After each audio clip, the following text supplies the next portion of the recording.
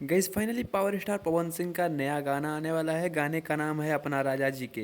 इस गाने का जो पोस्टर है वो आज से 3 दिन पहले छोड़ा गया था और गाने का टीजर आज छोड़ दिया गया है। गाने का जो फुल टीजर है वो 21 सेकंड का टीजर छोड़ा गया है और ये गाना शुभ लाभ फिल्म से आने वाला है, जो कि पवन सिंह के मैनेजर अमित सिंह की चैनल है, कंपनी है। और इसी चैनल से काफ़ी दिनों बाद, लगभग 2-2.5 साल बाद ये गाना आ रहा है।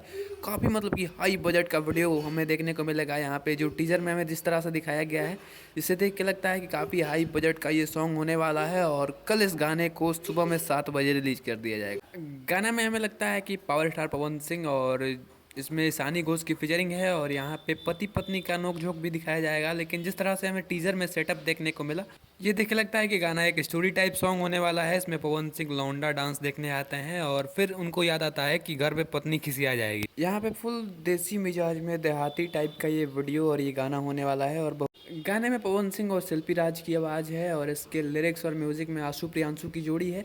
ये जोड़ी जब भी जो ऑडियंस के बीच आती है तो ऑडियंस इसको इतना ज़्यादा प्यार दे देते हैं कि इनका जब भी गाना आता है, इनका कॉम्बिनेशन बना के वो गाना सुपर हिट होता है।